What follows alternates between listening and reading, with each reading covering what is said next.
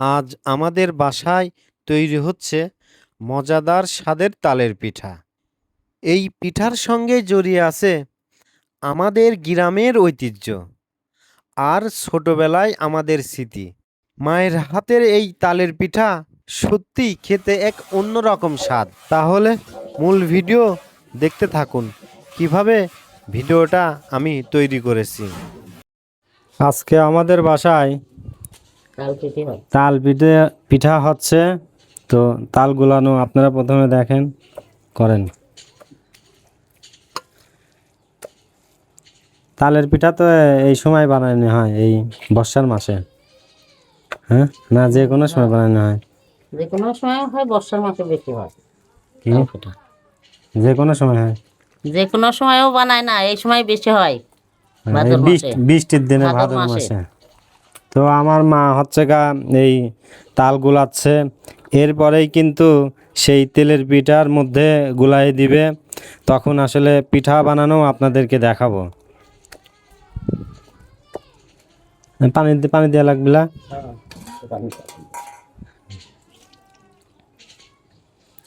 তো পানি দিয়ে এই পানি কিন্তু যেই রসটা হবে সেই রসটাই আবার আটার মধ্যে মিক্সার করে চিনি দিয়ে তেলের পিঠা হবে। এটাকে বলে তালের পিঠা। এই দেখেন শোভা ছাড়ানো হয়েছে। আর এই যে আমাদের গ্রামে পদ্ধতিতে, আমাদের বাসা গ্রামে পদ্ধতিতে আসলে এই তালের পিঠা বানানো হচ্ছে। এবছরে তালের পিঠা এখনও খাই নাই, আজকে আমি তালের পিঠা খাবো। কি হয়েছে এখন? নতুন ধানের, এই ভাদ্র মাসে নতুন ধানের পিঠা বানানো হয়, সব রকমের পিঠাই খাওয়া হয়। হ্যাঁ, আমার মা বলতেছে নতুন ধানের পিঠা এখন বানানো হয় এই ভাদ্র মাসে। এই তালের আটি চানলার সাথে ঘষানো হচ্ছে, তার মানে যে রসটা বের হবে সেই রসটাই কিন্তু আসলে পরে এই পিঠার আটার মধ্যে দেওয়া হবে।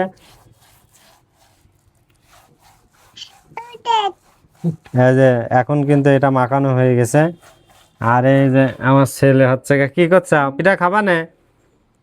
হ্যাঁ, পিঠা খাবা না? পিঠা বলে খাবে না, পিঠা খাবা না, পিঠে খাবে না, কথা কা লাগে না। পরে পিঠে বানানো শেষ, আমি আসলে একটা কাজে গিয়েছিলাম। তো এই দেখেন এই সেই তালের পিঠা হচ্ছে আমাদের গ্রামে। এভাবে আসলে চুলাটাও দেখে নেন, এইভাবে গ্রাম ও চুলায় পিঠা বানানো হয়। আর এই পিঠাগুলোর স্বাদ কিন্তু মারাত্মক হয়। তো দেখুন এই যে কালার অনেক সুন্দর কিন্তু কালার আসছে। তালের পিঠা তো এই বছরে এই প্রথম আমি তালের পিঠা খাবো। আর সব কিছুই আপনাদের দেখালাম। তো তারপরে পিঠাটা উল্টায় দাও একটু। লাস্টে তো আসলে আমি লাস্টে চলে আসছি। তো এই তালের পিঠা আসলে কার কার খেতে ভালো লাগে অবশ্যই কিন্তু আমাকে জানাবেন। তো আমার ভিডিওটি, এই গ্রামে তালের পিঠা বানানো ভিডিওটি কেমন লাগলো আপনাদের কাছে অবশ্যই আমাকে কমেন্ট করে জানান। আর আমার পেজটি বেশি বেশি করে ফলো করুন।